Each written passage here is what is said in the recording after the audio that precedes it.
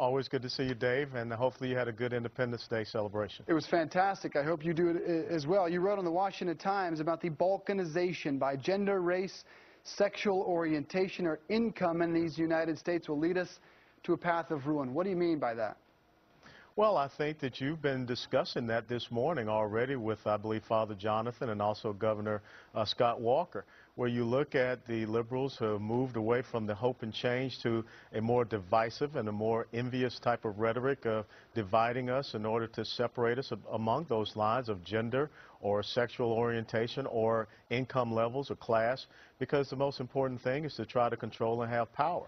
And if you trace it back to some of the writings of Karl Marx, where he tried to pit the bourgeoisie against the proletariat, and in the 1830s there was a fantastic book called Democracy in America written by Alexis de Tocqueville, and he talked about how if we ever get to the point where politicians start to promise more largesse to separate groups from the public treasury, then that's the means by which they will try to promote their reelection and their control over the people.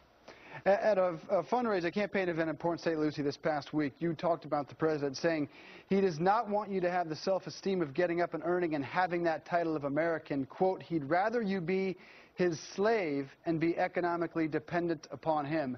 Do you regret the choice of language you used at all? Oh, absolutely not.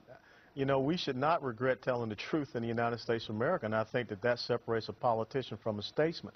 When you look at the fact in June we had more people going on Social Security disability than we had jobs created. When you look at the fact that you've had 7 million more Americans on the poverty roll since the president took over, you have a 45% increase in food stamp recipients. Know that during the time when the president was there and he had Nancy Pelosi and Harry Reid, we took unemployment benefits from 26 to 27 weeks up to 99 weeks. So what we're doing is we're creating a welfare entitlement class, and we're trying to pit the production class against them. And that's part of this divisive rhetoric that you see coming from the liberal establishment and especially from the president. Conversely, what you're hearing from Mitt Romney is mainly pointing out the negatives about the president. The criticism about Romney is that you haven't heard enough of the positives about what he would do, about what he should do to get this economy going, to get this country united. What do you feel he should be talking about and what he should do? Well, first and foremost, one of the things that I promoted people doing on Independence Day was reading the entire Declaration of Independence and understand the grievances that Thomas Jefferson brought against King George and understand the ideal of American individual sovereignty, which is preeminent in this country. So I think that when you look at the owner's tax policies that we cannot have this tax-mageddon where we see the rising of the tax rates, which will crush our small business owners. We need to make sure we reduce the regulatory burden that are affecting job growth in the private sector. We've got to open up the access to capital. I think you should go back to the Glass-Steagall Act and repealing the Dodd-Frank Act. And we just have to get back to the basics of economic security, energy security as well, and also we have to rightly promote our national security because the sequestration is not going in the right direction when we see a more volatile world. And are you satisfied with the way your candidate, Mitt Romney, has addressed those particular issues? Well, I think that there is no doubt that he can do a lot better. I'm not part of his inner circle of advisors, and so I don't know what they discuss.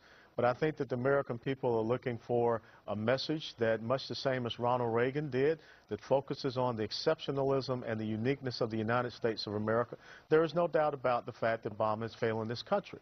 But now we need to understand that why is America that beacon of liberty, freedom, and democracy? And we're looking for leadership that has the courage, the competence, the commitment, the conviction, and the character to show the brighter days for this country are still ahead. You brought up something earlier that I wanted to ask you about. It's the number of people going on Social Security disability outpaced the jobs created by the economy in the month of June. But that's a trend that we've seen increase and hold actually pretty steady since 2009. Do you have any theory as to why that's happening? Is that something the federal government is creating or just an unfortunate consequence of our economy? Well, that is an unfortunate consequence of failing economic policies coming from the president. So that now when people are running out of the unemployment benefits, now they're looking toward going on Social Security disability. Since June of 2009 or so, we've seen 2.4 million private sector jobs created, but we've had 3.1 million people go on Social Security disability. And as we said just this past month, the 85,000 went on Social Security disability as opposed to 80,000 jobs created. So once again, we're creating this sense of economic dependence, which to me is a form of modern 21st century slavery. We need to unleash the entrepreneurial spirit, the indomitable spirit of the United States of America, and not make more people wedded to government policies and programs. Colonel Allen West, Congressman, thank you for